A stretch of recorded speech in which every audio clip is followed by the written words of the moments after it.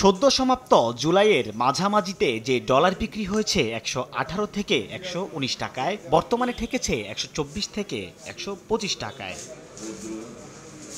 খোলা বাজারে এমন অস্থিরতার কারণ হিসেবে ব্যাংকিং চ্যানেলে প্রবাসী আয়ের প্রবাহ কমে যাওয়ার কারণকে দায়ী করছেন মানি এক্সচেঞ্জার্সরা।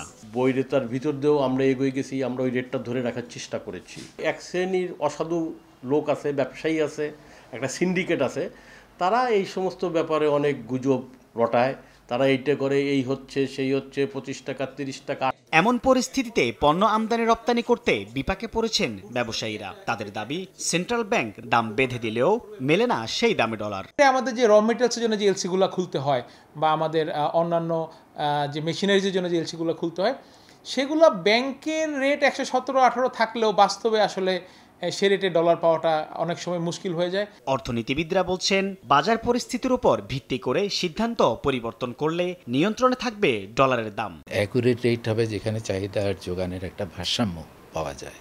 সেটা যদি 120 টাকা হয়, তো ওটা 120 টাকা হতে দিতে হবে। তা না হলে আপনি যদি তার চেয়ে কম দেন, তাহলে চাহিদা বেশি থাকবে, যোগান কম থাকবে, একটা ঘাটতি থাকবে এবং বাজার ব্যবস্থাপনায় অনেক ধরনের অনিয়ম, লুকোচুরির কথা যেটা বলছেন, এইগুলি ঘটতেই থাকবে। তবে বেসরকারি ব্যাংক কর্মকর্তার দাবি, ডলারের দাম বাড়লেও 117 টাকা দরেই ঋণপত্র খুলতে পারছেন ব্যবসায়ীরা। কার মার্কেটে একটু যেটা শুনতেছি যে 125 টাকা 26 টাকা এরকম, কিন্তু ব্যাংকিং চ্যানেলে এখনও আমরা ইম্পোর্ট পেমেন্ট যেটা লজমেন্ট যেটা করি সেটা আমরা 117 করতেছি। বাংলাদেশ ব্যাংকের প্রবাসী আয় সংক্রান্ত হালনাগাদ প্রতিবেদন বলছে, সদ্য বিদায়ী জুলাই মাসে 190 কোটি আর জুন মাসে 254 কোটি মার্কিন ডলার রেমিটেন্স এসেছে।